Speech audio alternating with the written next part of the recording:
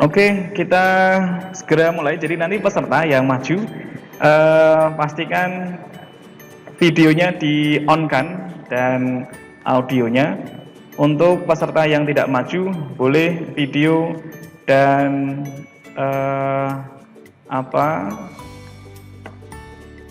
video dan audionya di-off-kan kalau yang tidak maju. Tapi yang maju audio dan videonya harus diaktifkan seperti itu.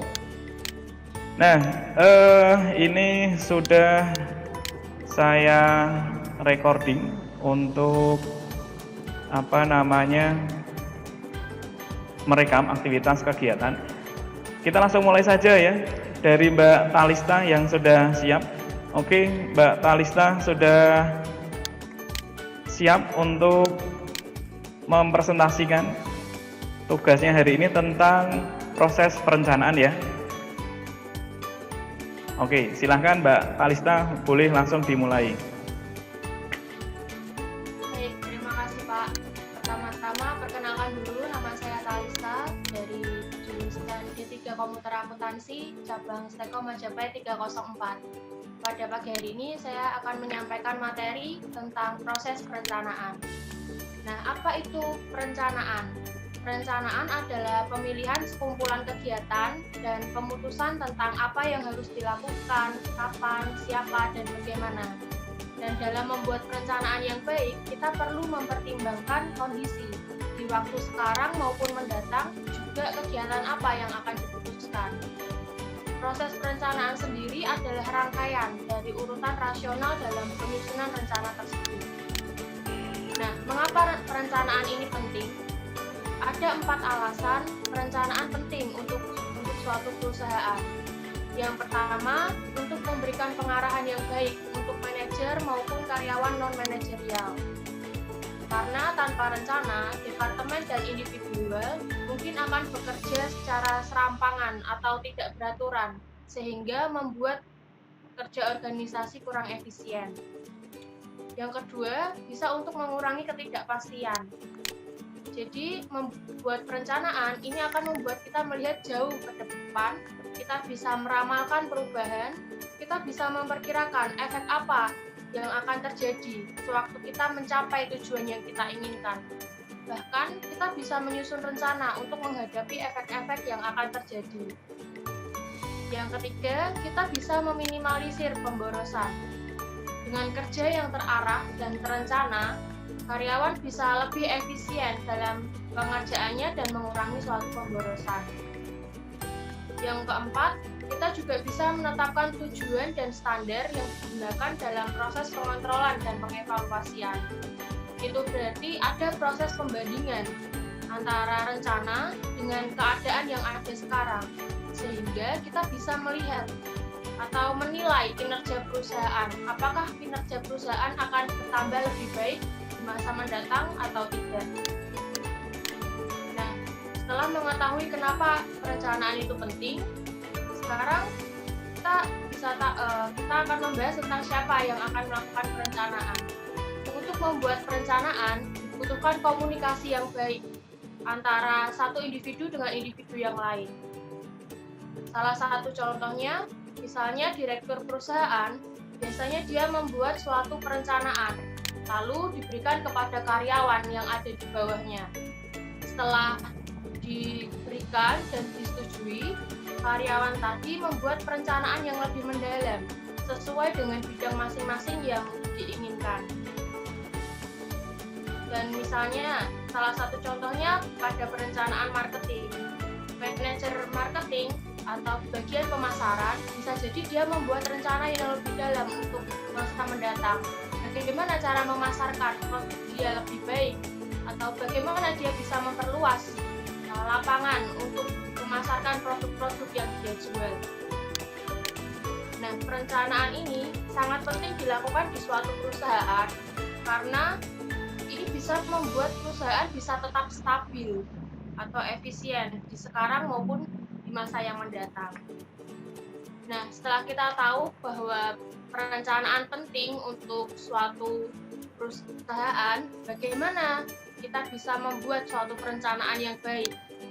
Ada 4 tahapan dasar untuk kita bisa membuat perencanaan yang baik. Yang pertama, kita harus menetapkan tujuan dulu. Jadi kalau kita ingin membuat perencanaan, kita harus tentukan dulu tujuan apa yang akan kita capai di masa depan. Setelah kita menetapkan tujuan itu, baru kita mulai untuk membuat rencana. Yang kedua, kita harus merumuskan keadaan. Itu berarti kita harus memahami atau melihat kondisi perusahaan sekarang ataupun nanti saat mencapai tujuan yang diinginkan. Nah, untuk bisa merumuskan keadaan ini, kita memerlukan informasi tentang keuangan dan data statistik suatu perusahaan. Lalu yang ketiga, kita harus mengidentifikasi segala kemudahan dan hambatan. Untuk mencapai rencana atau untuk mencapai tujuan yang kita inginkan, pasti tidak mulus-mulus saja. Pasti ada hambatan-hambatan, atau bahkan mungkin ada kemudahan yang harus kita alami untuk mencapai itu. Nah, maka kita perlu mengidentifikasi. Itu berarti kita perlu mengukur kemampuan organisasi atau perusahaan itu sendiri dalam mencapai tujuan, supaya perusahaan itu tidak kewalahan dalam mencapai tujuannya. Dalam hal mengidentifikasi ini, kita perlu mencari informasi tentang lingkungan internal dan eksternal yang ada di perusahaan, supaya tidak akan menimbulkan masalah untuk mencapai rencana tersebut. Lalu yang tahap terakhir, tahap keempat, setelah kita melakukan 3 hal tadi, kita perlu mengembangkan rencana atau serangkaian untuk mencapai tujuan. Ini adalah tahap terakhir, di mana untuk mengembangkan ini digunakan untuk mencapai tujuan kita. Dan untuk mencapai ini, kita harus memilih hal-hal yang terbaik. Kita harus melakukan pemilihan yang terbaik atau yang terefisien mungkin untuk mencapai tujuan kita pada suatu organisasi itu. Nah, setelah kita membahas beberapa hal tadi, kesimpulannya bisa kita ambil bahwa perencanaan dalam suatu organisasi itu sangat penting. Maka kita sekarang belajar tentang perencanaan supaya kita bisa membuat perencanaan di masa mendatang. Tapi ada juga yang perlu kita lakukan. Kita bisa mulai dari lingkup yang kecil untuk melakukan atau untuk melatih kita untuk membuat rencana.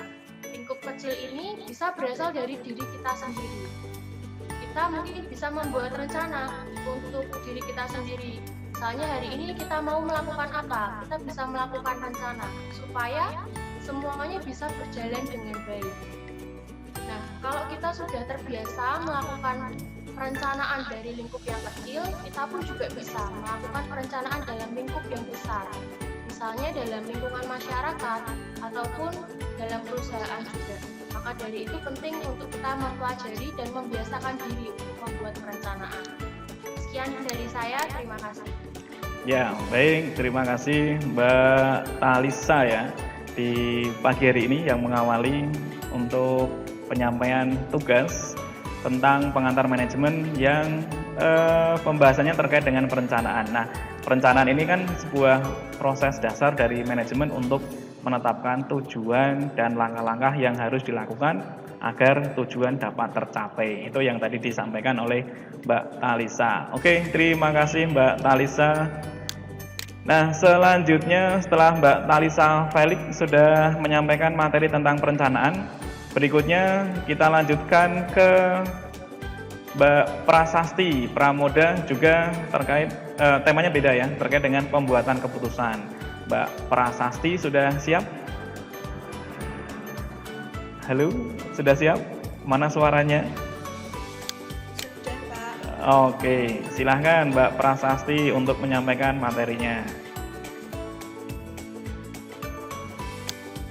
Baik, terima kasih. Sebelumnya perkenalkan, nama saya Prasasti Pramoda Ramadhani dari Prodi Komputerisasi Akuntansi Cabang Steko Ungaran. Di sini saya akan mempresentasikan tentang pembuatan keputusan.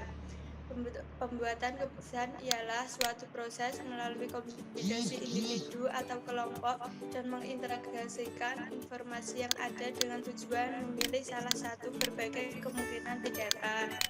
Tipe-tipe keputusan: 1. Keputusan terprogram atau keputusan terstruktur, yaitu keputusan keputusan berulang-ulang dan rutin sehingga dapat diprogram. Kedua, keputusan setengah terprogram atau setengah terstruktur, yaitu keputusan yang sebagian dapat diprogram, sebagian berulang-ulang dan rutin, sebagian tidak terstruktur. Yang ketiga, keputusan tidak terprogram atau tidak terstruktur, yaitu keputusan yang tidak terjadi berulang-ulang dan tidak selalu terjadi. Keputusan ini terjadi di manajemen tingkat atas. Proses pembuatan keputusan, pemahaman dan perumusan masalah, pengumpulan dan analisa data yang relevan, pengembangan alternatif, evaluasi alternatif, pemilihan alternatif, implementasi keputusan, evaluasi hasil-hasil keputusan. Gaya pembuatan keputusan manajemen. Manajer membicarakan masalah kepada bahwa secara individu dan mendapatkan gagasan dan saran tanpa mengikut sertakan para bawahan sebagai suatu kelompok. Metode kuantitatif dalam pembuatan keputusan. Manajer membuat keputusan sendiri dengan menggunakan informasi yang tersedia pada waktu tertentu. Keterlibatan bawahan dan dalam pembuatan keputusan. Para manajer akan sulit membuat keputusan tanpa melibatkan para bawahan. Keterlibatan ini dapat formal seperti penggunaan kelompok dalam pembuatan keputusan atau informal seperti permintaan akan gagasan. Bantuan para bawahan dapat terjadi pada setiap tahapan proses pembuatan keputusan. Penilaian.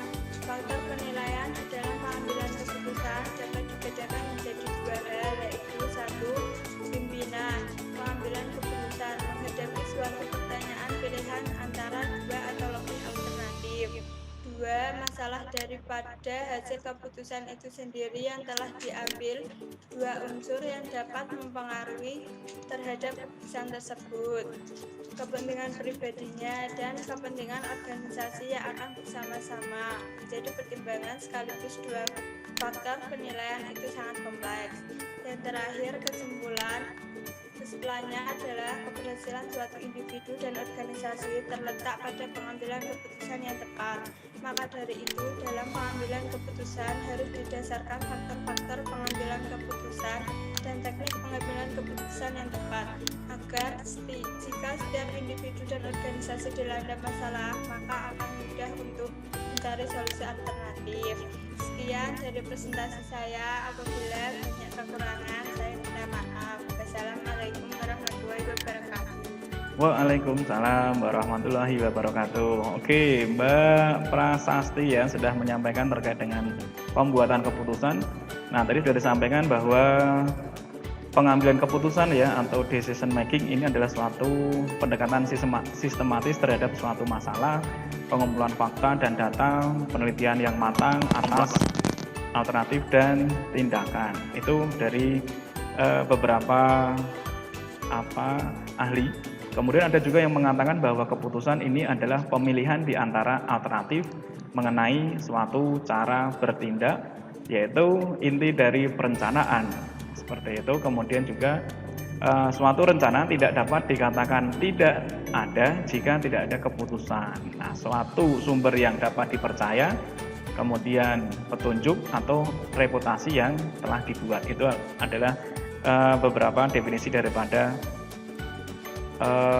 pengambilan keputusan ya, seperti itu. Nah, baik, tadi sudah disampaikan oleh Mbak Prasasti.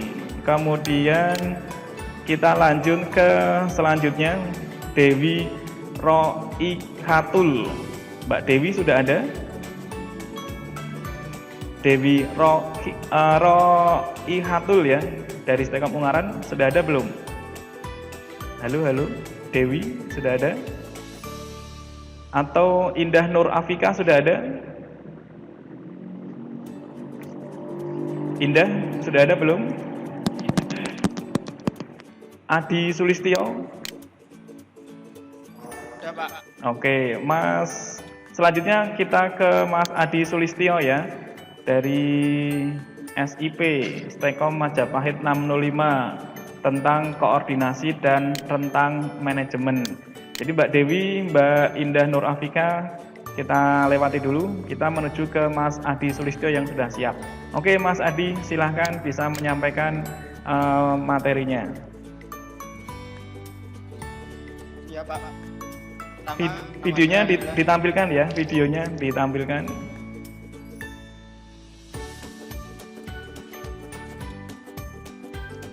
Nama saya adalah Adi Sulistyo dari jurusan Sistem Informasi cabang Stekom Majapahit 605.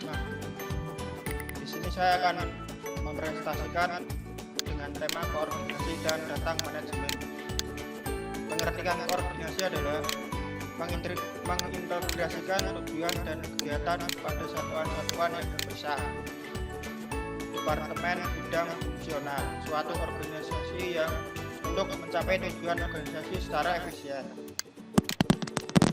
Menurut GR, teori koordinasi adalah suatu usaha yang sinkron dan teratur untuk menyediakan jumlah dan waktu yang tepat dan mengarahkan pelaksanaan untuk menghasilkan suatu tindakan yang seragam dan harmonis pada sasaran yang telah ditentukan. Kedua, menurut McFarland, koordinasi adalah suatu proses di mana pimpinan mengembangkan pola usaha kelompok secara teratur di antara bawahannya dan menjamin kesatuan tindakan dalam mencapai tujuan bersama. Adapun ciri-ciri koordinasi. Ciri-ciri koordinasi menurut Handayani memenuhi ciri-ciri sebagai berikut. 1. Bahwa tanggung jawab koordinasi adalah terletak pada pimpinan. Maka dari itu koordinasi adalah tugas pimpinan. Yang kedua, adanya proses karena koordinasi adalah pekerjaan pimpinan yang bersifat berkesinambungan dan harus dikembangkan sehingga tujuan dan tercapai dengan baik. Konsep kesatuan tindakan. Hal ini adalah merupakan inti dari koordinasi kesatuan usaha. Berarti bahwa harus sedemikian rupa usaha-usaha tiap kegiatan individu sehingga terdapat adanya keserasian di dalam mencapai hasil. Berikutnya, tujuan organisasi adalah tujuan bersama. Kesatuan dari kita suatu pengertian kepada semua individu agar ikut serta melaksanakan tujuan sebagai kelompok di mana mereka bekerja. Sifat-sifat organisasi. Menurut Hasibuan, terdapat 3 sifat organisasi, yaitu organisasi adalah dinamis, bukan statis. Koordinasi menekankan pandangan menyeluruh oleh seorang koordinator manajer dalam rangka mencapai sasaran. 3. Koordinasi hanya meninjau suatu pekerjaan secara keseluruhan. Adapun tipe-tipe organisasi. Menurut Hasibuan, terdapat 2 tipe organisasi koordinasi, yaitu koordinasi vertikal adalah kegiatan-kegiatan penyatuan pengarahan yang dilakukan oleh atasan terhadap kegiatan unit-unit kesatuan setahun kerja yang ada di bawah wewenang dan tanggung jawabnya. Kedua, koordinasi horizontal adalah mengkoordinasikan tindakan-tindakan atau kegiatan-kegiatan penyatuan pengarahan yang dilakukan terhadap dalam tingkat organisasi setingkat. Berikutnya, syarat-syarat koordinasi. Menurut Hasibuan, terdapat 4 syarat koordinasi, yaitu 1. Sense of cooperation, perasaan untuk bekerja sama. Ini harus dilihat bagian per bagian bidang pekerjaan, bukan per orang. 2. Rivalry, dalam perusahaan besar sering diadakan persaingan antara bagian-bagian agar bagian ini berlomba-lomba untuk mencapai kemajuan. 3. Team spirit, artinya suatu sama lain pada setiap bagian harus saling menghargai. 4. Esprit de corps, artinya bagian-bagian yang diikut sertakan atau dihargai umumnya akan menambah kegiatan yang bersemangat. Cara-cara mengadakan koordinasi. Yang pertama adalah memberikan keterangan langsung dan cara bersahabat. Keterangan mengenai pekerjaan saja tidak cukup, karena tindakan-tindakan yang tepat harus diambil untuk menciptakan dan menghasilkan koordinasi yang baik. Kedua, mengusahakan agar pengetahuan dan penerimaan tujuan yang akan dicapai oleh anggota tidak menurut masing-masing individu anggota dengan tujuannya sendiri. Tujuan itu adalah tujuan bersama. Ketiga, mendorong para anggota untuk bertukar pikiran, menemukan ide dan saran-saran lain. 4. Mendorong para anggota untuk berpartisipasi dalam tindakan perumusan dan menciptakan perumusan. 5. Akan dicapai oleh membina hubungan relation yang baik antara sama karyawan. 6. Manajer sering melakukan komunikasi informal dengan bawahannya. Rentang manajemen. Pengertian tentang manajemen adalah kemampuan manajer untuk melakukan koordinasi secara efektif yang sebagian besar tergantung jumlah bawahan yang melapor kepadanya. Rentang manajemen disebut juga rentang kendali karena manajemen lebih dapat menunjukkan kekuasaan dan ruang lingkup fungsi pengawasan. Faktor-faktor yang mempengaruhi manajemen. 1. Kesamaan fungsi. Semakin sejenis fungsi-fungsi yang dilaksanakan oleh kelompok kerja, rentang semakin melebar. 2. Kedekatan geografis. Semakin dekat kelompok kerja ditempatkan secara fisik, rentang semakin melebar. 3. Tingkat pengawasan langsung dibutuhkan. Semakin sedikit pengawasan langsung, rentang semakin melebar. Tingkat koordinasi pengawasan dibutuhkan. Semakin kurang koordinasi yang dibutuhkan, rentang semakin melebar. Perencanaan yang dibutuhkan manajer. Semakin sedikit perencanaan yang dibutuhkan, rentang semakin melebar.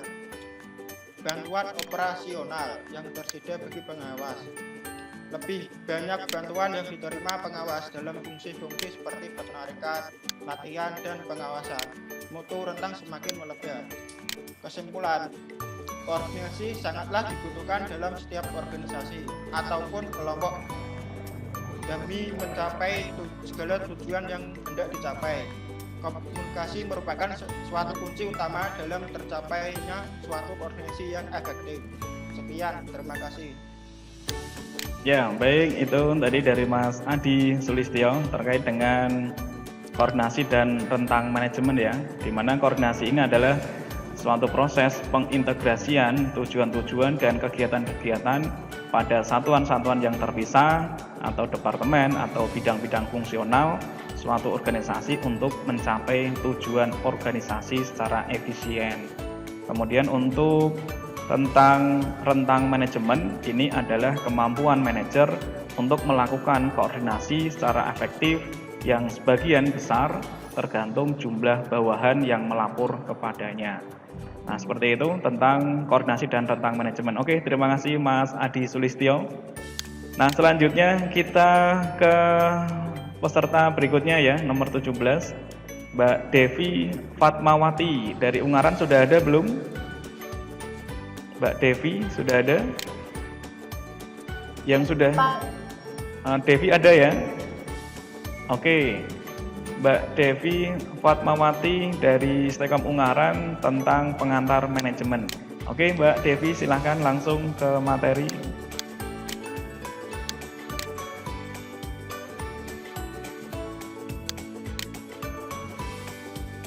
Ya, bisa dimulai langsung. Pak, terima kasih. Sebelum saya mulai, saya akan perkenalkan diri. Kenapa nama saya Devi Fatmawati? Jurusan Sistem Informasi Pagi dari Stekom Ungaran. Di sini saya akan presentasikan tentang pengantar manajemen. Yang pertama itu definisi tentang manajemen. Manajemen berasal dari bahasa Prancis, yaitu manajemen yang berarti seni untuk mengatur atau mengelola sesuatu. Dalam bahasa Inggris, kata manage berarti mengendalikan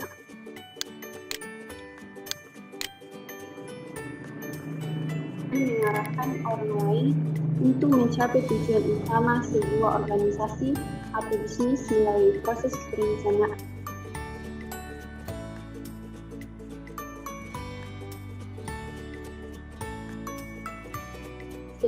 Selanjutnya, beberapa pengertian manajemen menurut para ahli. Yang pertama itu, menurut George Arteri atau dikenal sebagai Bapak Ilmu Manajemen, dalam bukunya Principle of Management menyebutkan pengertian manajemen. Manajemen adalah sebuah proses yang terdiri dari perencanaan, pengorganisasian, penggerakan, dan pengawasan untuk mencapai tujuan yang telah ditetapkan sebelumnya. Yang kedua dari William Lee, pengertian manajemen adalah mengorganisasikan, mengarahkan, mengkoordinasi, serta mengawasi manusia dengan bantuan alat-alat sehingga dapat mencapai tujuan. Dan yang ketiga dari Mary Parker Collier, mendefinisikan Live manajemen streaming sebagai sebuah has teknik stopped. untuk menyelesaikan pekerjaan melalui orang lain. Definisi ini, seorang manajer adalah mengatur dan mengarahkan orang lain untuk mencapai tujuan organisasi. Dan yang keempat, Henry Fayol, memastikan manajemen hampir sama dengan para ahli lain, yaitu sebuah proses perencanaan, pengorganisasian, dan pengawasan terhadap Live sumber daya streaming yang is ada on. untuk mencapai tujuan yang efektif dan efisien.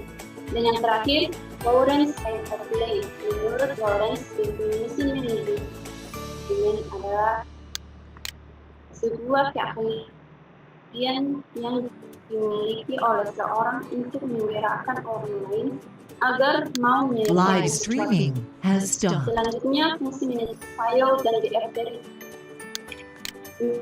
Menurut mereka, ada 4 fungsi manajemen, yaitu perencanaan, pengorganisasian, pengarahan, dan pengendalian. Yang pertama, Live streaming is on.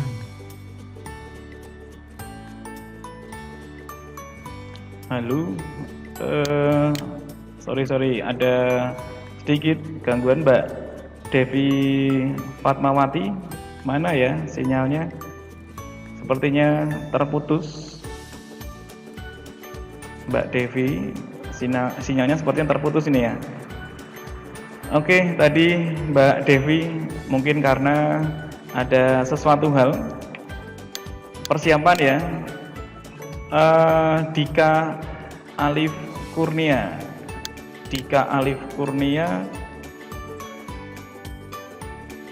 Oke. Mas Dika Alif Kurnia sudah siap ya? Siapa? Oke deh. Ya, langsung kita beralih ke Mas Dika dulu sementara. Silahkan Mas Dika untuk bisa menyampaikan. Nanti posisi HP-nya agak dimiringkan posisinya ya. Gimana, Pak? Dibuat agak landscape posisinya. Ya. Ini ke landscape, Pak. Oh, coba diluruskan lagi. Ini posisinya soalnya dari sini miring. Nah, gitu aja deh, nggak apa-apa. Gitu aja. Bentar. Oke, siap. Agak susah, Pak. Pakai headset soalnya, Pak. Iya, Mas Dika tentang wewenang dan delegasi ya. Oke, sudah sip ini Mas. Silahkan Mas. Baik, perkenalkan nama saya Dika Alif Kurnia Putra dari Prabdi D3 Komputerisasi Akuntansi Cabang Stekom Ungaran. Kali ini saya akan mempresentasikan bab mengenai wewenang dan delegasi. Baik, yang pertama pengertian wewenang. Wewenang atau authority adalah hak untuk memerintah orang lain untuk melakukan atau tidak melakukan sesuatu agar tercapai tujuan tertentu. Selanjutnya, unsur yang ada di dalam wewenang. Yang pertama, seseorang mempunyai wewenang karena posisi yang diduduki, bukan karena karakteristik pribadinya. Nomor 2, wewenang tersebut diterima oleh bawahannya karena memiliki hak yang sesungguhnya. Nomor 3, wewenang berlaku dari atas ke bawah sesuai dengan struktur hierarki organisasi. Ada 2 pandangan berlawanan. Yang pertama, teori formal atau pandangan klasik wewenang adalah dianugerahkan ada karena dilimpahi. Nomor 2, teori penerimaan wewenang muncul hanya jika diterima oleh kelompok lain atau individu. Selanjutnya jenis wewenang. Jenis wewenang yaitu pertama, wewenang lini atau lini authority, yaitu wewenang di mana atasannya melakukan atas perintah bawahannya langsung yang diwujudkan dalam wewenang perintah dan secara langsung tercermin sebagai rantai perintah serta diturunkan ke bawah melalui tingkatan organisasi. Nomor 2, wewenang staff atau staff authority, hak yang dimiliki oleh satuan-satuan staff yang menyarankan atau memberi rekomendasi atau konsultasi kepada personalia ini. 3, wewenang staf fungsional atau functional staff authority, yaitu hubungan terkuat yang dapat dimiliki staf dengan satuan-satuan ini. Selanjutnya, persyaratan agar kewenangan menjadi efektif menurut Chester Bernard. Yang pertama, bawahan dapat memahami apa yang diinginkan atau dikomunikasikan oleh pimpinan atau atasan. Nomor 2, pada saat sang bawahan memutuskan untuk menjalankan apa yang diperintahkan oleh atasannya, dia meyakini bahwa ada yang diperintahkan konsisten atau tidak bertentangan dengan rencana pencapaian tujuan organisasi. Yang ketiga, pada saat sang bawahan memutuskan untuk menjalankan apa yang diperintahkan oleh atasannya, dia meyakini bahwa apa yang diperintahkan konsisten mendukung nilai, misi, maupun motif pribadi atau kelompoknya. Selanjutnya, sang bawahan mampu secara mental maupun fisik melanjutkan apa yang diperintahkannya. Selanjutnya, kita masuk ke pengertian delegasi. Delegasi merupakan perlimpahan wewenang dan tanggung jawab formal kepada orang lain untuk melaksanakan kegiatan tertentu. Delegasi wewenang proses di mana para manajer mengalokasikan wewenang ke bawah kepada orang-orang yang melapor kepadanya. Perlimpahan wewenang adalah proses pengalihan tugas kepada orang lain yang sah atau terlegitimasi atau menurut mekanisme tertentu dalam organisasi, dalam melakukan berbagai aktivitas yang ditujukan untuk pencapaian tujuan organisasi yang tidak dilimpahkan akan menghambat proses pencapaian tujuan tersebut. Selanjutnya, manfaat pelimpahan wewenang. Yang pertama, pelimpahan wewenang memungkinkan subbagian atau bawahan mempelajari sesuatu yang baru dan memperoleh kesempatan untuk melakukan sesuatu yang baru tersebut. Yang kedua, bahwa pelimpahan wewenang mendorong tercapainya keputusan yang lebih baik dalam berbagai hal. Yang ketiga, penyelesaian pekerjaan akan dapat dilakukan dengan lebih cepat sekiranya pelimpahan wewenang tersebut berjalan sebagaimana mestinya dan diberikan kepada orang yang bertanggung jawab. Selanjutnya, kendala dalam pelimpahan wewenang. Yang pertama, kapasitas staf yang terbatas. Yang kedua, kurang bertanggung jawab atas akibat pelimpahan wewenang. Kunci pelimpahan wewenang agar menjadi efektif yaitu: yang pertama, kepercayaan atasan pada bawahan. Yang kedua, komunikasi terbuka antara atasan dengan bawahan. Yang ketiga, kemampuan manajemen dalam memahami tujuan organisasi, tuntutan pekerjaan, dan kemampuan bawahan. Ada 4 kegiatan ketika delegasi dilakukan, yaitu: pertama, pendelegasi menetapkan dan memberikan tujuan dan tugas kepada bawahan. Kedua, pendelegasi melimpahkan wewenang yang diperlukan untuk mencapai tujuan. 3, penerimaan delegasi menimbulkan kewajiban dan tanggung jawab. 4, pendelegasi menerima pertanggungjawaban bawahan untuk hasil-hasil yang dicapai. Selanjutnya, pendelegasian dalam organisasi. Yang pertama, manajer dapat mencapai lebih. Yang kedua, agar organisasi dapat berfungsi lebih efisien. Yang ketiga, memusatkan tenaganya tugas prioritas yang penting. Selanjutnya, sebagai alat untuk belajar dari keselamatan, memfungsikan bawahan untuk tumbuh dan berkembang. Delegasi dibutuhkan karena manajer tidak selalu mempunyai semua pengetahuan yang dibutuhkan untuk membuat keputusan. Selanjutnya, alasan mengapa manajer gagal mendelegasi. Delegasi adalah faktor kritis bagi manajemen yang efektif, tetapi banyak manajer yang gagal untuk mendelegasi. Adapun beberapa alasannya yaitu: manajer merasa lebih bila mereka tetap mempertahankan hak keputusan Selanjutnya, ketika tidak bersedia menghadapi resiko bahwa bawahan akan melaksanakan wewenangnya dengan salah atau gagal. Manajer tidak kurang mempunyai kepercayaan akan kemampuan bawahan. Manajer merasa bahwa bawahan lebih senang tidak mempunyai hak pembuatan keputusan yang luas. Manajer takut bahwa bawahan akan melaksanakan tugasnya dengan efektif sehingga posisinya sendiri terancam. Selanjutnya, manajer tidak mempunyai kemampuan manajerial untuk mendelegasi tugasnya. Mengapa bawahan tidak menerima delegasi? Alasan-alasan para bawahan menolak adanya delegasi wewenang yaitu delegasi berarti bahwa menerima tambahan tanggung jawab dan akuntabilitas. Selalu ada perasaan bahwa bawahan akan melaksanakan wewenang barunya dengan salah dan menerima kritik.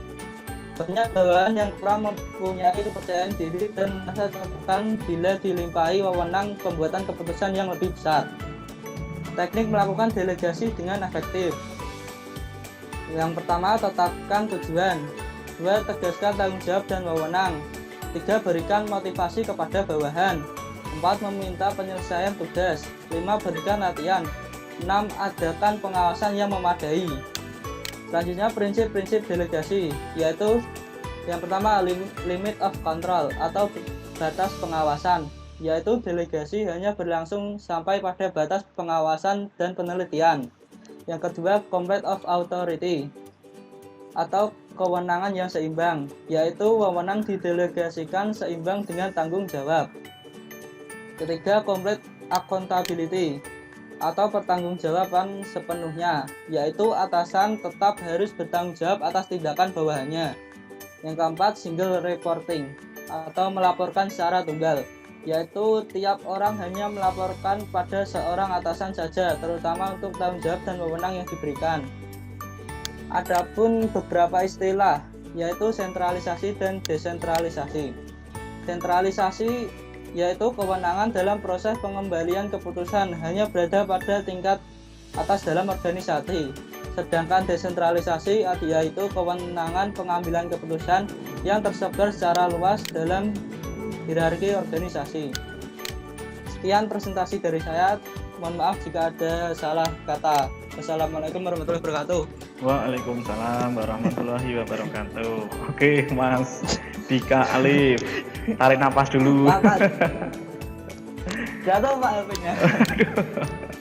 Ya, baik ya, tadi sudah disampaikan Mas Dika Alif tentang wewenang dan delegasi. Nah, wewenang ini adalah suatu bentuk kekuasaan, sering sekali dipergunakan secara lebih luas untuk merujuk kemampuan manusia menggunakan kekuasaan sebagai hasil dari ciri-ciri seperti pengetahuan atau gelar seperti hakim. Nah, kemudian kalau tadi tentang delegasi, delegasi ini adalah memberikan wewenang formal kepada orang lain atau kekuasaan sah dan tanggung jawab untuk melaksanakan aktivitas tertentu, seperti itu. Nah, baik, setelah selesai Mas Dika, oh ya, tadi Mbak Devi Fatmawati, tadi Mbak Devi sempat sinyalnya hilang ya Mbak Devi ya. Mbak Devi masih ada lagi di dalam kelas Jitsi Meet? Mbak Devi? Halo Mbak Devi?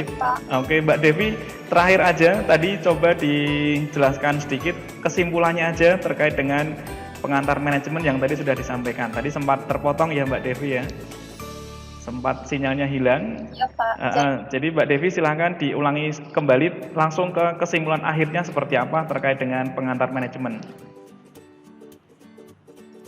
Langsung kesimpulan Pak. Iya. Oke, jadi kesimpulan dari presentasi saya itu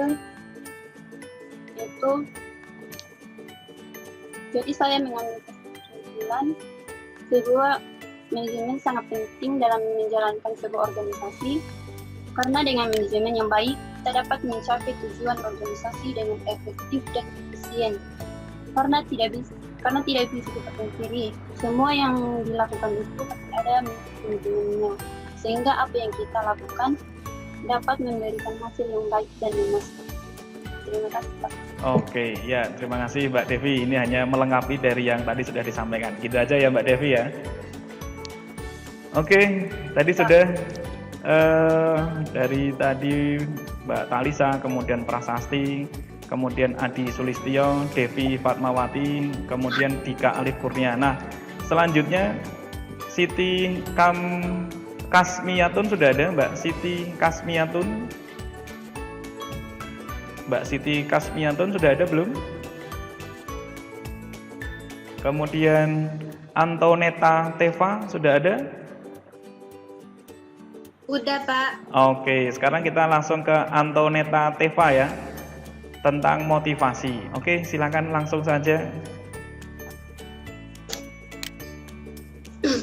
Selamat pagi semuanya. Selamat pagi Pak Edi. Selamat pagi juga. Perkenalkan, nama saya Antoneta Teva. Bisa dipanggil Neta. Saya dari Stekom Ungaran. Ngambil jurusan D4 Komputerisasi Akuntansi. Bab yang saya ambil yaitu tentang motivasi. Jadi langsung saja. Bab 1, pendahuluan latar belakang. Motivasi adalah suatu dorongan terhadap diri kita agar kita melakukan sesuatu hal. Dorongan yang kita dapat itu bisa bersumber dari mana saja, entah itu dari diri kita sendiri ataupun orang lain.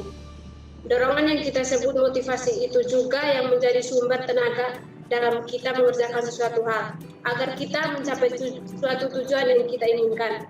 Dalam hal ini, kegiatan yang kita lakukan dapat berbentuk negatif maupun positif, meskipun motivasi kita semuanya awalnya baik. Motivasi ada banyak jenisnya, antara lain motivasi belajar, motivasi prestasi, motivasi urgensi, motivasi berinisiasi, dan lain-lain. Dalam hal ini, motivasi berprestasi yang akan menjadi topik utamanya. Hal itu dikarenakan motivasi inilah yang sangat umum di masyarakat. Motivasi mempunyai peranan yang strategis dalam aktivitas seseorang. Tidak ada seorang pun yang beraktivitas tanpa motivasi. Tidak ada motivasi berarti tidak ada kegiatan. Agar peranan motivasi lebih optimal, maka prinsip-prinsip motivasi tidak hanya untuk diketahui. Banyak istilah yang digunakan untuk menyebut motivasi. Motivation atau motif antara lain kebutuhan, need, desakan, urgent, keinginan, wish, dan dorongan atau drive. Dalam hal ini akan digunakan istilah motivasi yang diartikan sebagai keadaan dalam pribadi seseorang yang mendorong keinginan individu untuk melakukan kegiatan-kegiatan yang tertentu guna mencapai tujuan. Motivasi yang ada pada seseorang merupakan kekuatan pendorong yang akan mewujudkan suatu perilaku guna mencapai tujuan kepuasan dirinya. Selanjutnya, pengertian tentang motivasi. Jadi di atas saya sudah katakan bahwa motivasi itu berasal dari kata move yang berarti dorongan atau menggerakkan, motivation atau motivation. Dalam manajemen hanya ditunjukkan pada sumber daya manusia umumnya dan bawahan khususnya. Motivasi mempersoalkan bagaimana cara mengarahkan daya dan potensi bawahan agar mau bekerja sama secara produktif, berhasil mencapai dan mewujudkan tujuan yang telah ditentukan. Menurut Melayu S.P. Hasibuan 2005 143, motivasi adalah pemberian daya penggerak yang menciptakan kegairahan kerja seseorang agar mereka mau bekerja sama, bekerja efektif dan terintegrasi dalam segala daya upayanya untuk mencapai kepuasan. Menurut Anwar Prabu Mangkunegara, motivasi adalah kondisi yang menggerakkan pegawai agar mampu mencapai tujuan dari motifnya. Pada dasarnya, motivasi itu hanya dua, yaitu meraih kenikmatan atau menghindari dari rasa sakit atau kesulitan. Uang bisa menjadi motivasi kenikmatan maupun motivasi menghindari rasa sakit. Jika kita memikirkan uang supaya kita tidak hidup sengsara, maka di sini alasan seseorang mencari uang untuk menghindari rasa sakit. Sebaliknya, ada orang yang mengejar uang karena ingin menikmati hidup, maka uang sebagai alasan seseorang untuk meraih kenikmatan. Dapat disimpulkan bahwa motivasi adalah suatu alasan atau dorongan yang bisa berupa kata-kata. Motivation training, keyakinan dari dalam diri sendiri, pengaturan, mindset, dan atau keadaan yang mendesak untuk dapat melakukan atau menghasilkan sesuatu, dan untuk memperoleh semangat untuk tetap bekerja. Dalam mewujudkan alasan untuk bereaksi, motivasi, maka diperlukan stimulus pendorong. Stimulus pendorong itu sendiri ada dua macam. Jadi ada high class yang berupa tarikan atau pull, low class yang berupa dorongan atau push. Begitu juga dengan diri manusia itu memiliki semangat juang yang tinggi jika mendapatkan dorongan dan kesadaran dari dalam dirinya sendiri. Tetapi semangat juang itu akan bertambah tinggi jika mendapatkan tarikan dari luar, seperti dorongan semangat dari keluarga, teman, atau yang lainnya. Nah, ada beberapa level tingkatan dalam motivasi, yaitu level yang pertama itu level paling rendah atau level spirit, yaitu menghadiri AMT atau Achievement Motivation Training. Kenapa level ini dikatakan paling rendah? Karena pembakaran semangat dan motivasi di level ini hanya untuk mempengaruhi peserta saat duduk dan menyimak motivasi yang diberikan oleh trainer pemberi motivasi. Setelah itu, pengaruhnya tidak akan sekuat dan sepengaruh saat disampaikan oleh trainer. Yang kedua yaitu mindset, pengaruh pada pikiran. Ini dilakukan oleh diri sendiri untuk menciptakan semangat dan motivasi untuk diri sendiri. Level ini lebih tinggi daripada sebelumnya, karena pada level ini kita sudah mampu mengatur apa-apa saja yang menjadi bahan bakar semangat dan alasan untuk melakukan sesuatu. Yang ketiga itu level skill dan job, kemampuan dan pekerjaan. Saat kita sudah mengetahui apa yang mampu kita lakukan dan mengaplikasikan dalam pekerjaan, maka kita akan secara otomatis mendapatkan semangat dan alasan untuk menghasilkan yang terbaik dalam sasaran kita. Yang keempat, level yang tertinggi adalah level power, energi. Kenapa disebut level tinggi? Karena pada level ini seseorang telah mengatur mindsetnya mampu melaksanakan job dengan baik. Ia akan menjadi energi atau mempunyai kekuatan untuk yang lainnya. Artinya di saat energinya habis, kita tahu kapan dan bagaimana seharusnya ia mengisi ulang energinya. Sedangkan di saat energinya sudah terisi penuh, ia mampu mengalurkan energinya untuk orang lain. Nah, di sini juga ada tujuan motivasi. Nah, menurut Melayu SP Hasibuan 2005 adalah sebagai berikut. Jadi yang pertama yaitu meningkatkan moral dan kepuasan kerja karyawan. Yang kedua meningkatkan produktivitas kerja karyawan. Dan selanjutnya mempertahankan kestabilan karyawan perusahaan, meningkatkan kedisiplinan karyawan, selanjutnya mengefektivitaskan pengadaan karyawan, menciptakan suasana dan hubungan kerja baik, meningkatkan loyalitas, kreativitas, dan partisipasi karyawan, meningkatkan kesejahteraan karyawan, mempertinggi rasa tanggung jawab karyawan terhadap tugas-tugasnya, meningkatkan efisiensi penggunaan alat-alat dan bahan baku. Yang selanjutnya yaitu jenis-jenis motivasi. Nah, jenis-jenis motivasi itu dibagi menjadi dua, yaitu yang pertama motivasi intrinsik. Yang dimaksud dengan motivasi intrinsik adalah motif-motif yang menjadi aktif atas atau berfungsinya tidak perlu dirangsang dari luar, karena dalam diri setiap individu sudah ada dorongan untuk melakukan sesuatu. Sebagai contoh, seseorang yang senang membaca tidak usah ada yang mengurus atau mendorongnya, ia sudah rajin mencari buku-buku untuk dibacanya. Kemudian kalau dilihat dari segi tujuan kegiatan yang dilakukan, misalnya kegiatan belajar, maka yang dimaksud dengan motivasi intrinsik ini adalah ingin mencapai tujuan yang terkandung di dalam perbuatan belajar itu sendiri. Dan selanjutnya itu motivasi ekstrinsik. Motivasi ekstrinsik adalah motif-motif yang aktif dan berfungsinya karena adanya perangsang dari luar. Sebagai contoh itu seseorang itu belajar karena tahu besok paginya akan ujian dengan harapan akan mendapatkan nilai baik sehingga akan dipuji oleh pacarnya atau temannya. Jadi yang lebih penting bukan karena belajar ingin mengetahui sesuatu tetapi ingin mendapatkan nilai yang baik atau agar mendapatkan hadiah. Jadi kalau dilihat dari segi tujuan kegiatan yang dilakukannya tidak secara langsung berkait dengan esensi apa yang dilakukannya itu. Oleh karena itu, motivasi ekstrinsik dapat juga dikatakan sebagai bentuk motivasi yang di dalamnya aktivitas belajar dimulai dan diteruskan berdasarkan dorongan dari luar yang tidak secara mutlak berkaitan dengan aktivitas belajar. Selanjutnya, menurut Melayu S.P. Hasibuan 2005 mengatakan bahwa jenis-jenis motivasi adalah sebagai berikut. Motivasi positif atau insentif positif.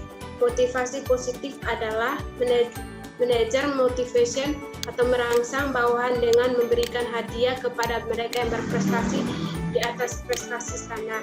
Yang kedua, motivasi negatif. Motivasi negatif adalah manajer motivasi bawahan dengan standar mereka akan mendapatkan hukuman.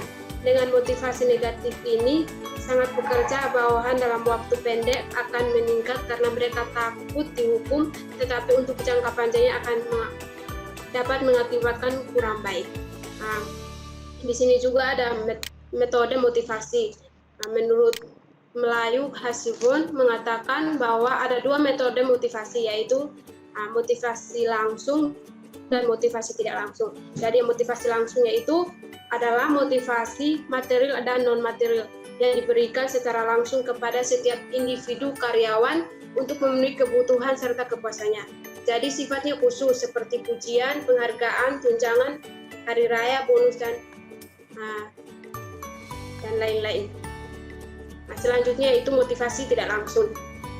Motivasi tidak langsung adalah motivasi yang diberikan hanya merupakan fasilitas yang mendukung serta menunjang gairah kerja atau kelancaran tugasnya sehingga para karyawan betah dan semangat melakukan pekerjaannya. Misalnya ruangan kerja yang nyaman, suasana pekerjaan yang serasi, dan sejenisnya. Nah, selanjutnya proses motivasi. Menurut Melayu S.P. Hasibuan 2005 mengatakan bahwa proses motivasi adalah sebagai berikut. Jadi ada tujuannya. Dalam proses motivasi perlu ditetapkan terlebih dahulu tujuan organisasi. Baru kemudian para karyawan dimotivasi ke arah tujuan. Yang kedua, mengetahui kepentingannya. Hal yang penting dalam proses motivasi adalah mengetahui keinginan karyawan dan tidak hanya melihat dari sudut kepentingan pemimpin atau perusahaan saja. Yang ketiga, komunikasi efektif. Dalam proses motivasi harus dilakukan komunikasi yang baik dengan bawahan. Bawahan harus mengetahui apa yang akan diperoleh dan syarat apa saja yang harus dipenuhi supaya insentif tersebut diperolehnya. Dan selanjutnya, integrasi tujuan. Proses motivasi perlu untuk menentukan tujuan organisasi dan tujuan kepentingan karyawan. Tujuan organisasi adalah needs kompleks, yaitu untuk memperoleh laba serta perluasan perusahaan. Sedangkan tujuan individu karyawan ialah memenuhi kebutuhan dan kepuasan. Jadi tujuan organisasi dan tujuan karyawan harus disatukan, dan untuk itu penting adanya penguasaan motivasi. Yang selanjutnya yaitu fasilitas. Manajer penting untuk memberikan bantuan fasilitas kepada organisasi dan individu karyawan yang akan mendukung kelancaran pelaksanaan pekerjaan, seperti memberikan bantuan kendaraan kepada salesman. Yang selanjutnya itu teamwork. Manajer harus memberikan teamwork yang berkoordinasi baik yang bisa mencapai tujuan perusahaan. Teamwork penting karena dalam suatu perusahaan biasanya terdapat banyak bagian. Yang selanjutnya itu model-model motivasi, yaitu ada model tradisional. Model tradisional ini digunakan untuk memberikan dorongan kepada karyawan agar melakukan tugas mereka dengan berhasil. Para manajer menggunakan sistem upah insentif. Semakin banyak mereka menghasilkan atau mencapai hasil kerja yang sempurna, semakin besar penghasilan mereka. Yang selanjutnya yaitu model hubungan manusiawi. Model hubungan tradisional yaitu para manajer dianjurkan untuk memotivasi para karyawan dengan mengaku kebutuhan sosial mereka dan dengan membuat mereka merasa penting dan berguna, sehingga dapat meningkatkan kepuasan kerjanya.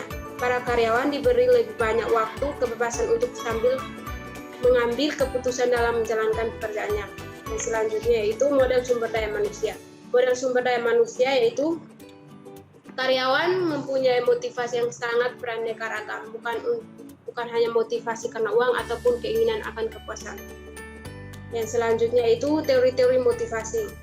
Satu, teori insentif, yaitu teori yang mengatakan bahwa seseorang akan bergerak atau mengambil tindakan karena ada insentif yang akan didapatkan.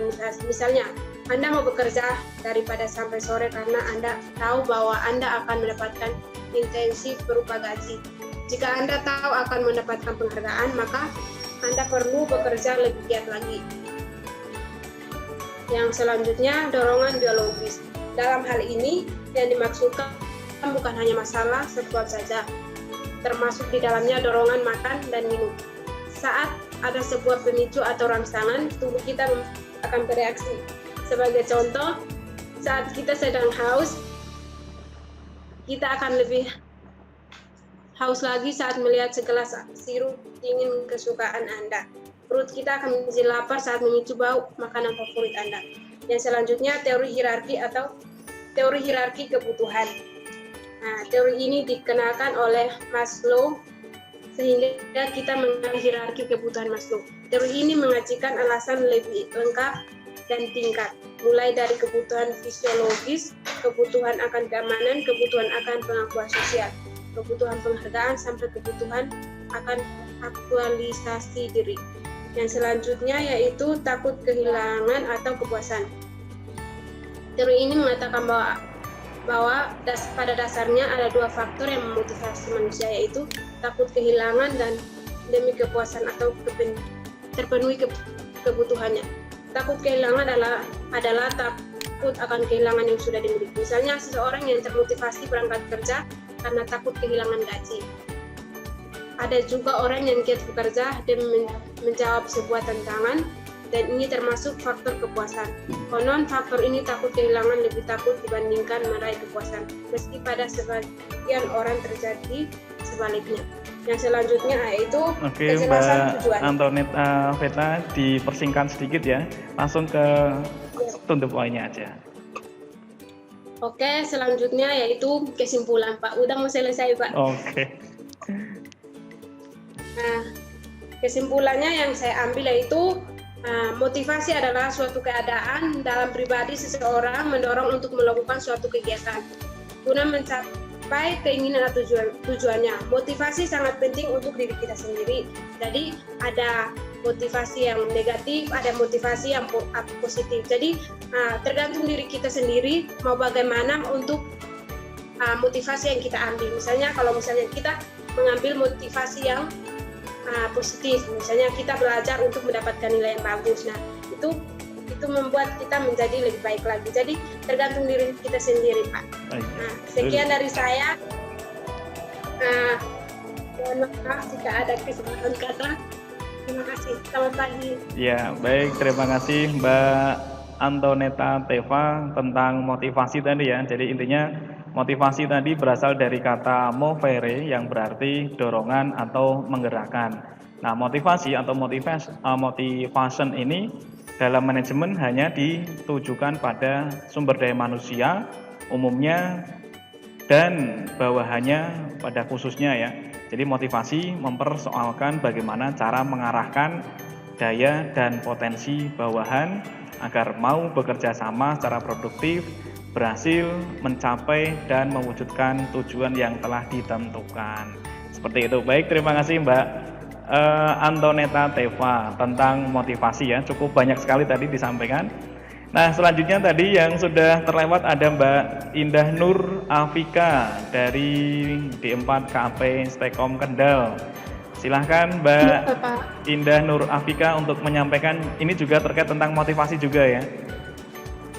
Iya. Oke, ya silahkan video ditampilkan untuk presentasi. Assalamualaikum warahmatullahi wabarakatuh. Waalaikumsalam warahmatullahi Selamat pagi. Perkenalkan, nama saya Indah Nur Afika dari D4 Komputerisasi Akuntansi Kendal. Terima kasih kepada Bapak Edi selaku pengampu dosen mata kuliah pengantar manajemen. Pada kesempatan kali ini saya akan menyampaikan materi presentasi kurang lebih 10 menit untuk kedepannya kepada teman-teman semua tentang bab yang berjudul motivasi.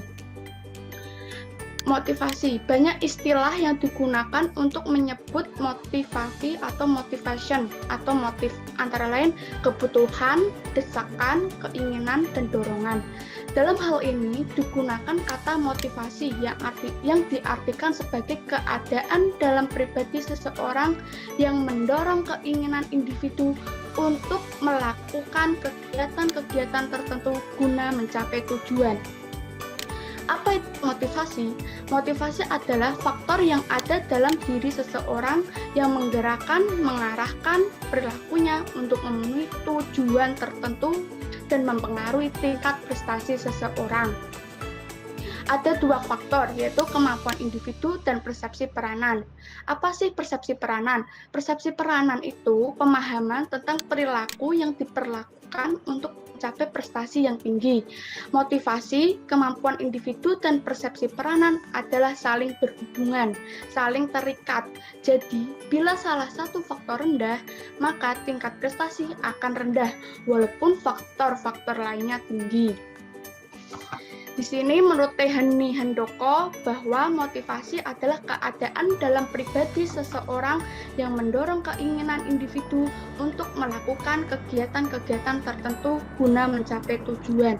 Jadi, motivasi ini mempersoalkan bagaimana cara manajer atau atasan bisa mengarahkan daya dan potensi bawahan agar mau bekerja sama secara produktif guna keberhasilan atau pencapaiannya dan guna mewujudkan tujuan yang telah ditentukan.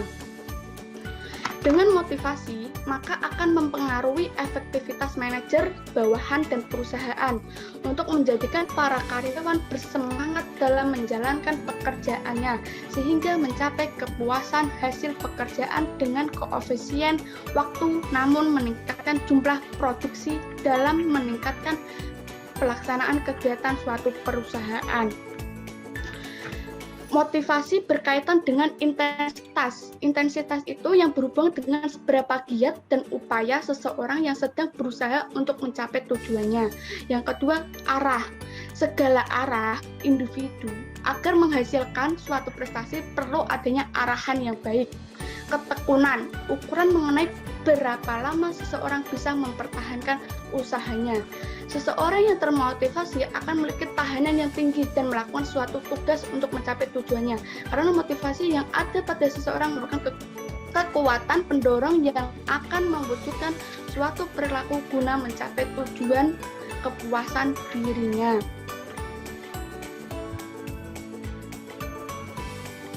Proses timbulnya motivasi, yaitu munculnya suatu kebutuhan yang belum terpenuhi menyebabkan adanya ketidakseimbangan. Yang kedua, seseorang mencari cara-cara untuk memuaskan keinginan tersebut, lalu mengarahkan perilakunya ke arah pencapaian tujuan dengan cara-cara yang dipilihnya, dengan didukung oleh kemampuan, keterampilan, maupun pengalamannya. Yang keempat, penilaian prestasi dilakukan oleh diri sendiri atau orang lain untuk keberhasilan suatu perusahaan. Yang kelima, imbalan atau hukuman yang diterima atau dirasakan tergantung kepada evaluasi atau prestasi yang dilakukan. Yang terakhir, seseorang menilai sejauh mana perilaku dan imbalan telah memuaskan kebutuhannya. Di sini ada 3 model motivasi. Yang pertama, model tradisional. Di sini para karyawan agar melakukan tugas mereka dengan berhasil sehingga manajer memberikan imbalan dengan sistem upah insentif.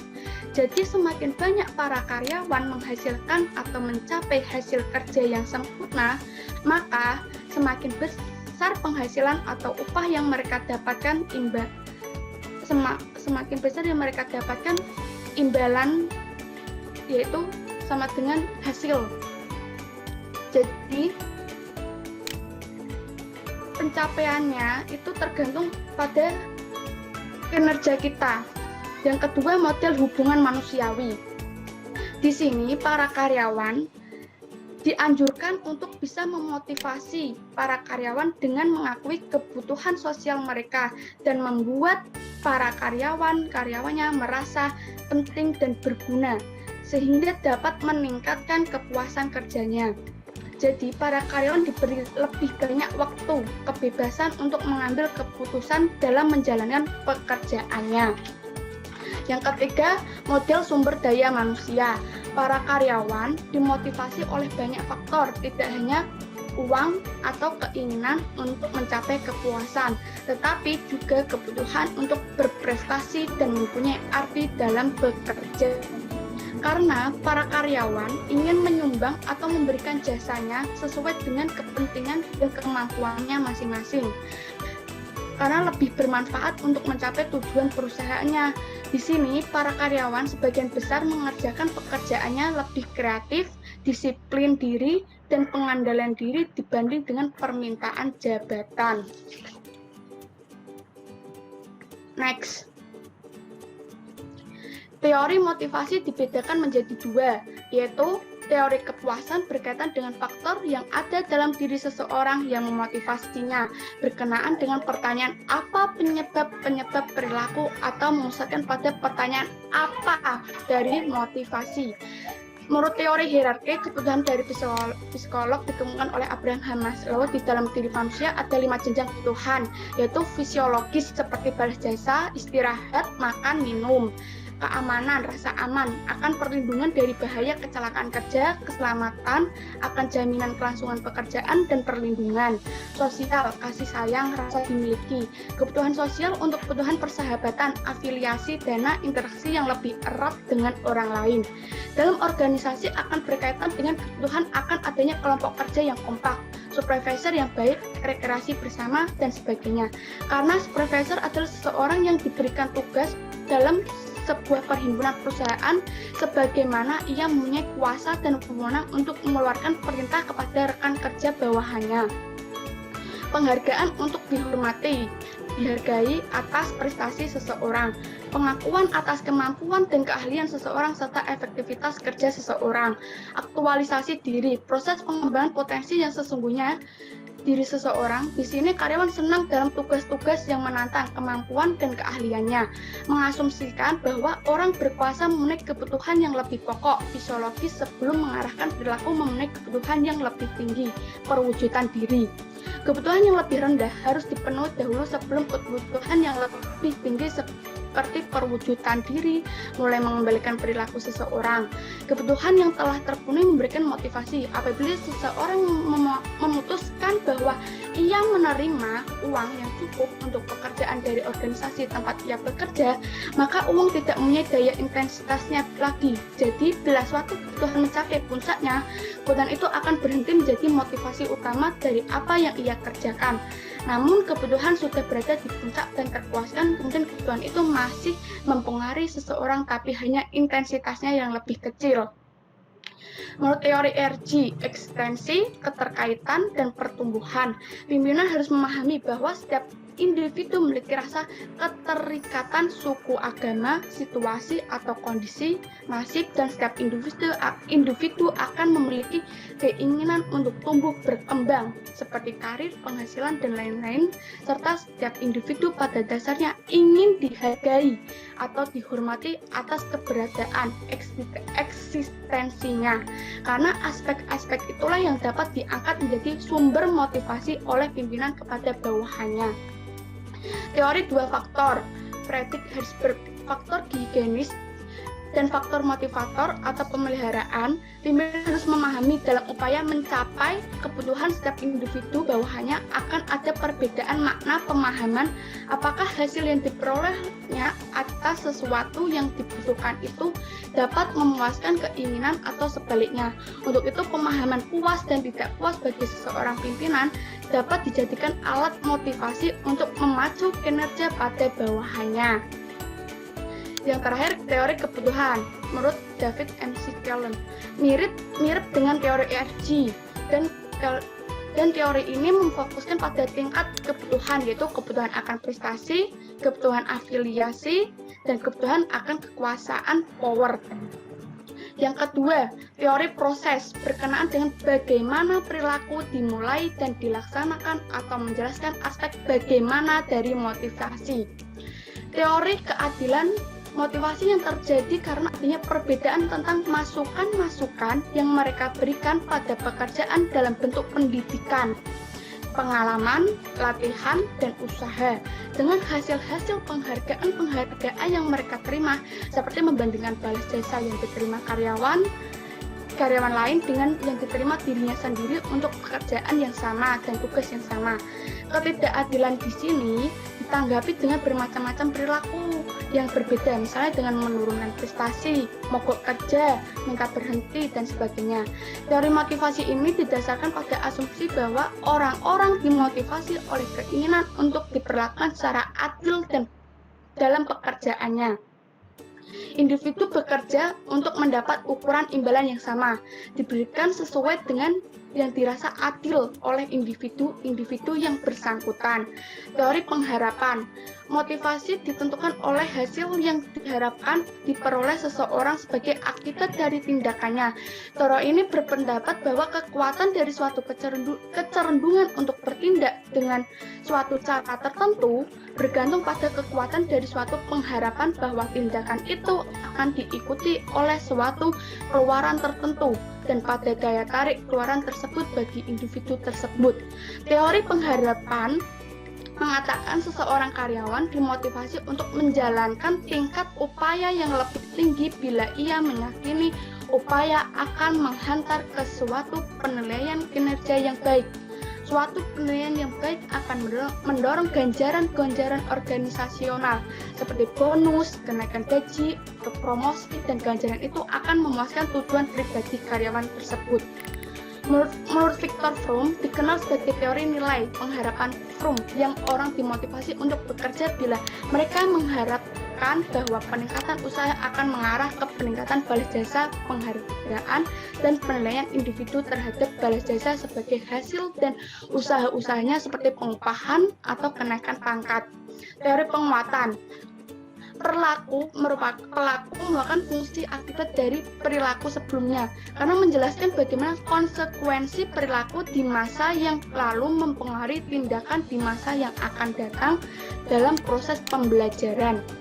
Teori pencapaian tujuan menurut Edwin Locke menguraikan hubungan antara tujuan yang ditetapkan dengan prestasi kerja, output kinerja di atas rata-rata, karena pimpinan dapat memberikan motivasi bagi anggotanya dengan ukuran standar kerja yang telah dilakukan atau disetujui bersama dengan beberapa indikator keberhasilan yang harus dipenuhi. Oke, disingkat lagi. Jenis motivasi yaitu motivasi positif dan motivasi negatif. Motivasi positif adalah proses yang untuk mencoba mempengaruhi orang lain agar menjalankan sesuatu yang ingin kita dengan cara memberikan kemungkinan untuk mendapatkan hadiah. Motivasi negatif yaitu manajer memotivasi bawahan dengan standar mereka akan mendapatkan hukuman. Dengan motivasi ini ia bersemangat bekerja dalam waktu pendek, tapi untuk jangka panjang dapat berakibat kurang baik. Motivasi adalah lebih dari sekedar teknik-teknik. Manajer dapat membeli waktu karyawan, manajer dapat membeli kemampuan fisik karyawan, dan sebagainya. Tetapi manajer tidak dapat membeli antusiasme, inisiatif, kesetiaan, penyerahan hati, jiwa, dan akal budinya. Manajer harus memperoleh hal-hal tersebut. Pernyataan di atas menggambarkan bahwa motivasi adalah lebih inklusif dari sekedar aplikasi, berbagai peralatan, atau cara tertentu untuk mendorong peningkatan keluaran. Motivasi adalah juga filsafat atau pandang hidup yang dibentuk berdasar kebutuhan dan keinginan karyawan. Teori-teori motivasi harus digunakan secara bijaksana. Manajer harus dapat melihat motivasi sebagai sistem dan mencakup sistem-sistem individu, pekerjaan, dan situasi kerja, dan memahami hubungan insentif, motivasi, dan produktivitas mereka akan mampu memperkirakan perilaku bawahan. Hanya manajer yang mengetahui hal ini dan mengetahui bagaimana menerapkan dapat mengharapkan realisasi peningkatan produktivitas dari para karyawan. Motivasi itu sebagai dorongan yang ada pada diri seseorang atau seseorang untuk menggerakkan, mewujudkan sesuatu untuk berbagai usaha, untuk memenuhi kebutuhan untuk pencapaian tujuan tertentu. Jika faktor pendorong sangat kuat, maka usaha yang lebih keras mudah mencapai tujuannya. Kesimpulannya yaitu motivasi merupakan kegiatan yang mengakibatkan, menyalurkan, dan melahirkan perilaku manusia dan merupakan suatu proses untuk mencoba mempengaruhi seseorang dengan dorongan motivasi agar seseorang untuk melakukan sesuatu untuk mencapai tujuan bersama. Misalnya seorang karyawan mungkin menjalani pekerjaan yang dibebankan kepadanya dengan baik, mungkin pula tidak. Maka dari itu hal tersebut merupakan salah satu tugas dari seorang pimpinan untuk bisa memberikan motivasi, dorongan kepada karyawan atau bawahannya agar bisa bekerja sesuai dengan arahan yang diberikan. Biasanya motivasi ini kemampuan manajer untuk memotivasi, mempengaruhi, mengarahkan, dan berkomunikasi yang baik dengan para bawahannya. Akan menentukan efektivitas manajer supaya tujuan perusahaan dapat tercapai. Sehingga dengan memotivasi para bawahan ke depannya dapat pelaksanaan kegiatan kinerjanya lebih semangat lagi dan meningkat dalam kegiatan dan kepuasan kerja mereka, karena manajer harus bekerja dengan dan melalui orang lain. Semakin banyak manajer memberikan motivasi kepada bawahannya, maka perusahaan akan lebih mudah mencapai tujuan, karena motivasi itu sebagai dorongan yang ada pada diri sendiri atau orang lain untuk menggerakkan mewujudkan sesuatu dengan berbagai usaha untuk memenuhi kebutuhan dalam pencapaian tujuan akhir. Jika faktor pendorong sangat kuat, maka usaha keras lebih mudah mencapai tujuannya. Sekian dari saya. Apabila ada kesalahan dalam penyampaiannya materi ini, terima kasih.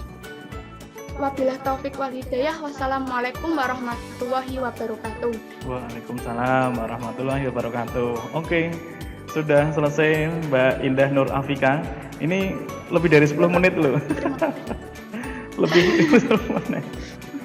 Oke, kita lanjut ke peserta berikutnya. Ada Mbak Dewi Roi Hatul ya, dari Stekam Ungaran. Mbak Dewi sudah siap? Halo Mbak Dewi. Mbak Dewi mana Mbak Dewi? Sudah siap? Mbak Dewi Roi Hatul. Halo Mbak Dewi. Halo Mbak Dewi. Suaranya belum ada. Halo. Mana ya Mbak Dewi? Tadi di live streamingnya Mbak Dewi sepertinya sudah siap. Halo Mbak Dewi. Atau kita lewati dulu Mas Arya Rizky Indriawan. Mas Arya sudah siap? Halo, audionya diaktifkan. Mas Arya sudah siap ya? Siap Pak. Oke, siap Mas Arya, silahkan. Tidak usah lama-lama loh ya. Assalamualaikum warahmatullahi wabarakatuh. Waalaikumsalam. Perkenalkan, nama saya Arya Rizky Indriawan, jurusan KAP dari cabang Stikom Weleri. Pada hari ini saya akan membahas materi tentang pembuatan keputusan. Definisi keputusan adalah serangkaian tindakan yang diambil untuk mengidentifikasikan suatu permasalahan yang dihadapi perusahaan agar supaya perusahaan dapat menghadapi segala kemungkinan yang akan terjadi. Tipe-tipe keputusan. 1. Keputusan yang diprogram adalah keputusan yang dibuat menurut kebiasaan, aturan, atau prosedur. 2. Keputusan yang tidak diprogram adalah keputusan yang berkenaan dengan masalah-masalah khusus. Proses pembuatan keputusan. 1. Pemahaman dan perumusan masalah. Maksudnya adalah manajer mengelola data secara sistematik serta menguji hubungan sebab dan akibat. Pengumpulan dan analisa data yang relevan. Maksudnya adalah manajer harus menentukan data-data apa yang dibutuhkan untuk membuat keputusan yang tepat dan kemudian mendapatkan informasi tersebut. 3. Pengembangan alternatif. Maksudnya adalah dengan pengembangan sejumlah alternatif memungkinkan manajer menolak kecenderungan untuk membuat keputusan terlalu cepat dan membuat lebih mungkin pencapaian keputusan yang efektif. 4. Evaluasi alternatif. maksudnya adalah memilah suatu informasi guna bisa memecahkan suatu masalah di organisasi maupun perusahaan tersebut. 5. Pemilihan alternatif, maksudnya adalah alternatif yang dipilih didasarkan pada jumlah informasi yang tersedia bagi manajer dan ketidaksempurnaan kebijakan manajer. 6. Implementasi keputusan, maksudnya adalah para manajer harus membuat rencana-rencana untuk mengatasi berbagai persyaratan dan masalah yang mungkin dijumpai dalam penerapan keputusan serta merancang sistem peringatan dini untuk menghadapi berbagai kemungkinan yang ada. 7. Evaluasi hasil-hasil keputusan, maksudnya adalah manajer harus mengevaluasi ulang bahwa keputusan-keputusan itu berjalan dengan lancar serta memberikan hasil-hasil yang diinginkan atau tidak.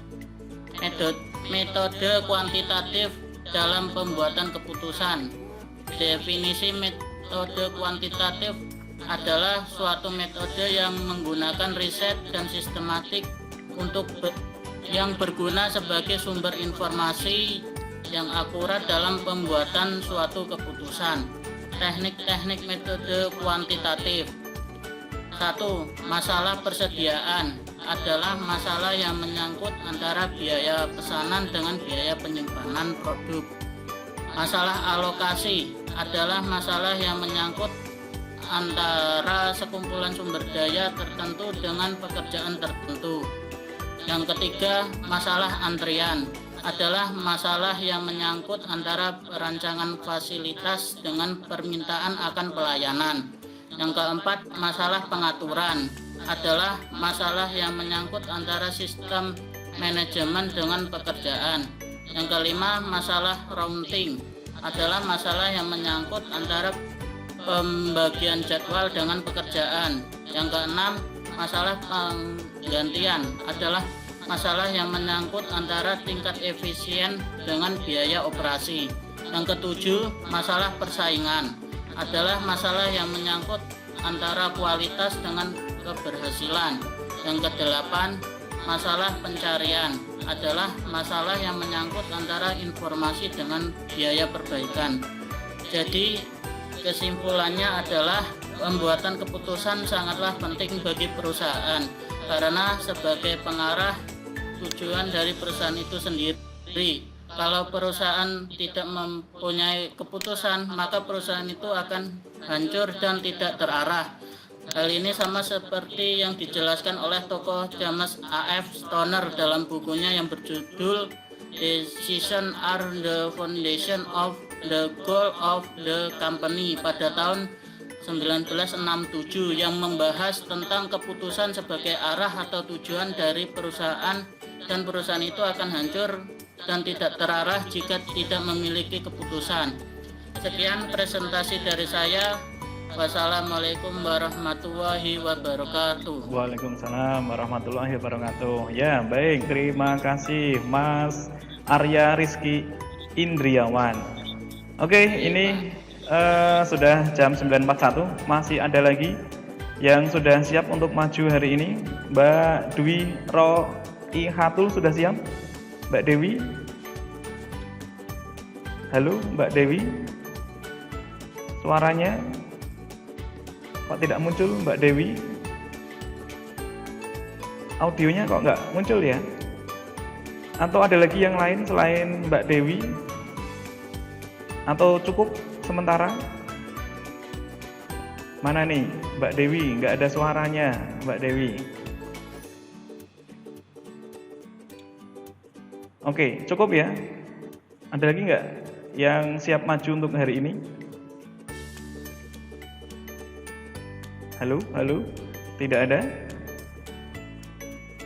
Bagaimana? Mbak Dewi tidak ada suaranya? Audionya belum di-on kan Mbak Dewi?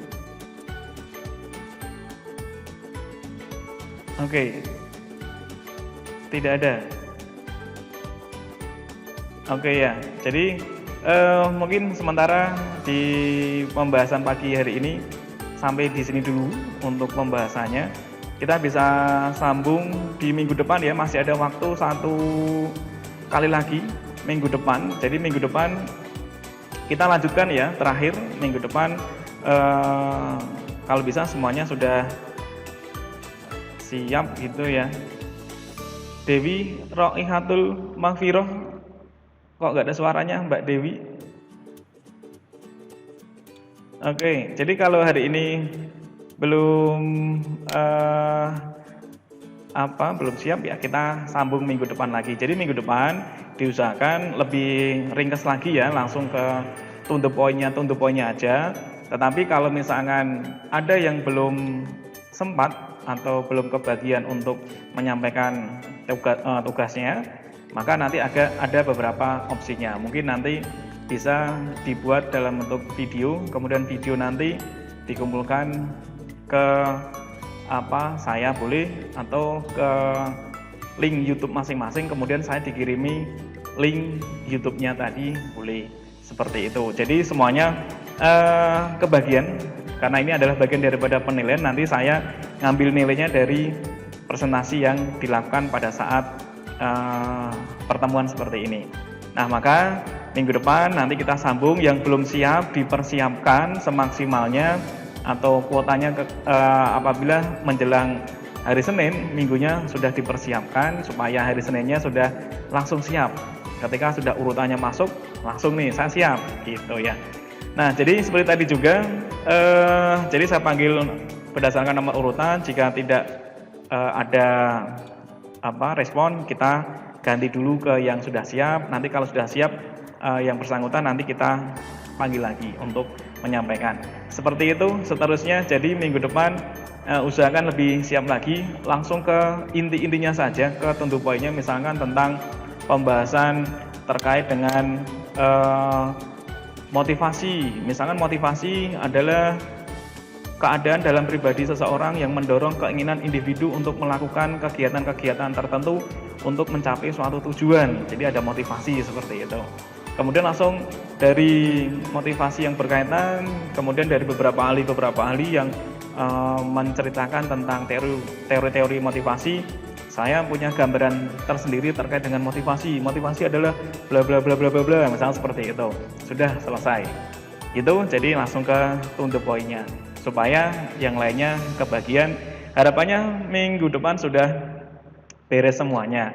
Tapi kalau minggu depan masih ada yang belum kebagian karena waktunya terbatas, maka alternatifnya adalah membuat suatu video presentasi di rumah, pakai HP masing-masing. Nanti videonya dikirimkan ke saya melalui email boleh, atau melalui Google Drive juga boleh. Jadi ada banyak cara. Yang penting semuanya bisa kebagian menyampaikan presentasi terkait dengan tema pengantar manajemen. Seperti itu. Oke ya, terima kasih yang sudah hadir di pagi hari ini di ruang Jitsi Meet maupun di YouTube. Dan kita sambung, kita sambung minggu depan lagi. Kita sambung minggu depan lagi ya, di waktu yang sama. Dan kita sebentar, ini sinyalnya agak berebet. Nah, oke, ya ini juga berkaitan dengan masalah sinyal ya. Jadi di sini juga sinyal. Live streaming is on. Oke ya, di sini juga berkaitan dengan sinyal juga sebenarnya. Sinyalnya kadang nyala, kadang hilang. Nah, maka usahakan besok semuanya sudah selesai. Saya kira itu. Terima kasih teman-teman mahasiswa angkatan 2020 yang sudah hadir di pagi hari ini. Mohon maaf apabila ada kekurangan, kesalahan. Kita akhiri untuk pertemuan di pagi hari ini. Terima kasih ya. Wassalamualaikum warahmatullahi wabarakatuh. Terima kasih. Sampai jumpa lagi.